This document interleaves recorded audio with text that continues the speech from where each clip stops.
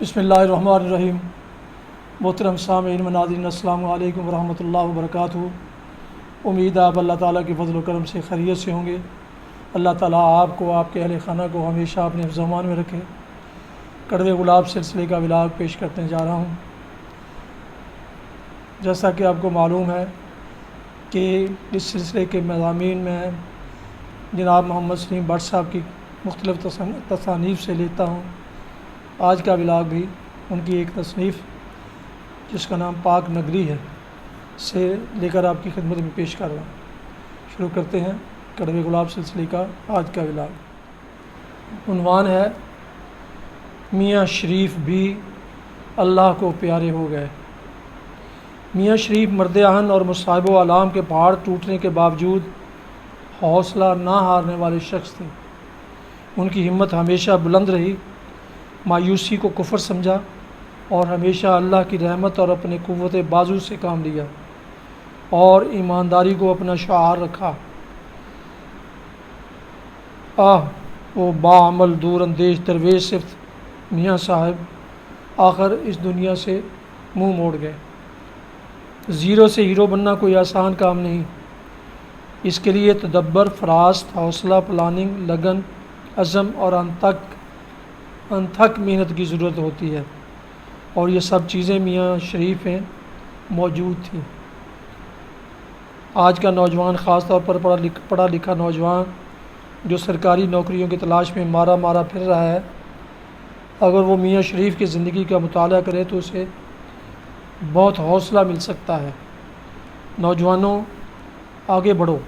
روزگار کمانے کے لیے چاہے چھابڑی لگانی پڑے لگاؤ، پھر دیکھو کیا ہوگا۔ میرا باپ خود کہا کرتا کہ اگر روٹی کمانے کے لیے جھاڑو بھی دینا پڑے تو شرماؤ نہیں، کر لو آپ کے گھر آٹا، کوئی آنا دینا نہیں آئے گا۔ میں نے خود اس نصیحت پر ساری عمر سختی سے عمل کیا۔ میاں شریف صاحب انتہائی چوکس اور صاحب بصیرت شخصیت تھے، اور جیسے وہ باپ تھے، اولاد کو ایسا مثالی باپ ملنا مشکل ہے، اور جیسی فرما بردار اولاد ہے ایسی اولاد بھی والدین کو ملنی مشکل ہے۔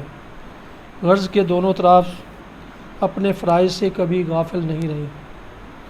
میاں صاحب کو بس ایک شوق تھا، اپنے بچوں کو اعلیٰ سے اعلیٰ مقامات پر کھڑا دیکھنے کا، اور خدا نے ان کا وہ شوق پورا کر دیا۔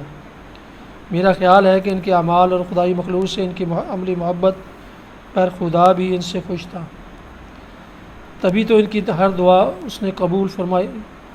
ان کی ایک اور شدید خواہش تھی، پاکستان کو اقوام عالم میں ایک آبرومندانہ مقام پر کھڑا دیکھنا، وہ پاکستان جس کی معاشی اور صنعتی جڑیں بہت گہری اور مضبوط ہوں۔ میاں نواز شریف جنرل جیلانی کی کابینہ میں وزیر کھیل و خزانہ رہے، اور ساتھ ہی سائیکلنگ فیڈریشن کے صدر بھی، جس کا راکم سیکرٹری جنرل تھا۔ بس یہی ایک معمولی سا تعلق تھا۔ جب میاں نواز شریف نے پہلی دفعہ حلقہ گوالمنڈی سے قومی اور صوبائی اسمبلی کا الیکشن لڑا، غالباً ان کے الیکشن کے سلسلے میں ان کا پہلا انتخابی جلسہ تھا، جو بشیر بختیار لیبر ہال نسبت روڈ پر ہونا طے پایا۔ مجھے خواجہ ریاض محمود سابق لارڈ میئر صاحب کا فون آیا کہ میاں نواز شریف نے مجھے بھی اس جلسے سے خطاب کے لیے کہا ہے۔ یہ جلسہ میاں شریف کی صدارت میں ہوا، اور جناب نواز شریف صاحب خود اس جلسے میں نہ آ سکے۔ بے شمار مقرر تھے، جن میں جناب بشیر بختیار مرحوم نے بھی کھول کر نواز شریف کی حمایت کا اعلان کیا، اور ایسے ہی خیالات کا اظہار جناب خواجہ ریاض محمود نے بھی کیا۔ جب سٹیج پر مجھے بلایا گیا تو میں نے اپنے خطاب میں دیگر باتوں کے علاوہ یہ کہا کہ نواز شریف اور ان کے خاندان کی شرافت اور معاشرے کی بے لوث خدمت کے پیش نظر ہم سب کا یہ فرض ہے کہ ہم میاں صاحب کو کامیاب کروائیں۔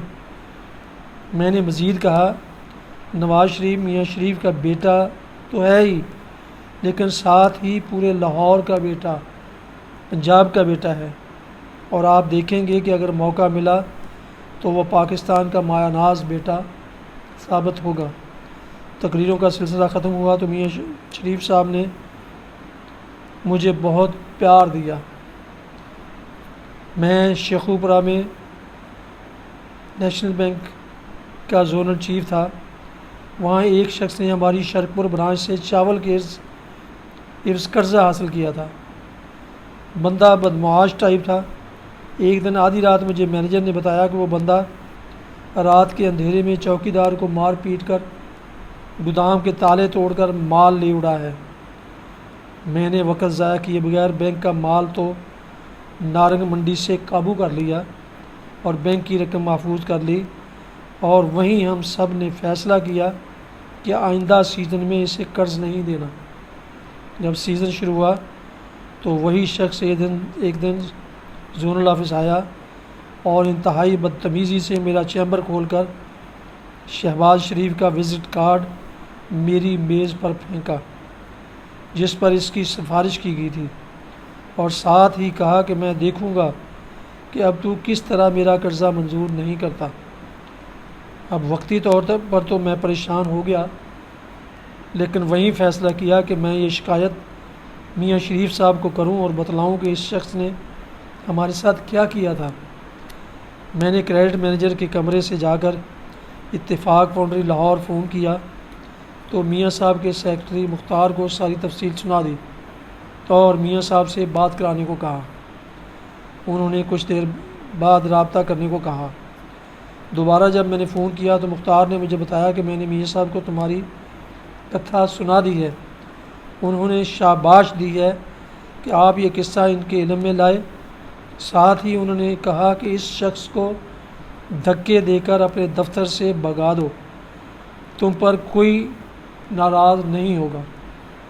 وہ باشعور شخص تھے جن کی کاوش اور کوشش سے ان کا بیٹا قائد اعظم کی پیروی کرتے ہوئے ایک دن جیل جائے بغیر وزیر اعظم کی مسٹر تک پہنچ گیا، ورنہ تو لوگ ان سے کہیں ڈھیر مالدار ہیں، سیانے ہیں، سال ہر سال سے سیاسی جد و جہد میں مصروف ہیں، مارے کھائیں، قیدیں کاٹیں، لیکن وزیر اعظم تو درکنار کونسلر اور ناظم بھی نہ بن سکے۔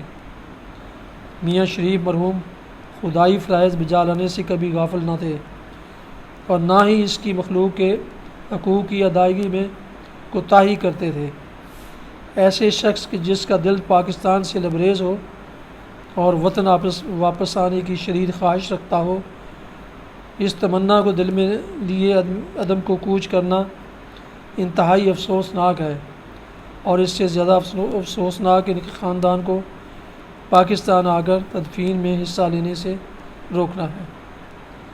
ناظرین سامعین محترم، آج کا مضمون ایک کالم کی شکل میں ملک کے ایک مشہور روزنامہ نوائے وقت میں 9 نومبر سن 2004 میں شائع کیا گیا۔ ناظرین و سامعین محترم، یہ تھا آج کا کڑوے گلاب سلسلے کا ولاگ، جس کا عنوان تھا میاں شریف بھی اللہ کو پیارے ہو گئے۔ جن دوستوں نے ابھی تک میرے یوٹیوب چینل BA رشیدی کو ابھی تک سبسکرائب نہیں کیا، یقیناً وہ ایسے دلچسپ اور معلوماتی ولاگ سے ابھی تک محروم ہیں کہ میں ان سے گزارش کروں گا کہ وہ میرے یوٹیوب چینل BA رشیدی کو ضرور سبسکرائب کریں، لائک کریں اور بیل آئیکن کو پریس کرنا نہ بھولیں، تاکہ آئندہ آنے والے ایسے دلچسپ اور معلوماتی ولاگز ویڈیوز ان کو باقاعدہ اور بر وقت ملتی رہیں، اور اگر مناسب سمجھے تو دوستوں سے بھی شیئر کر لیں۔ اللہ تعالیٰ آپ کا حامی و ناصر ہو۔ اللہ تعالیٰ آپ کو، آپ کے اہل خانہ کو ہمیشہ اپنے حفظ و امان میں رکھے، آمین۔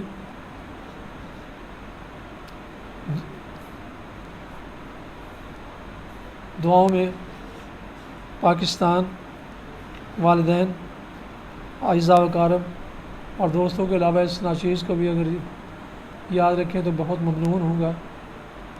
السلام علیکم ورحمۃ اللہ وبرکاتہ۔ پاکستان زندہ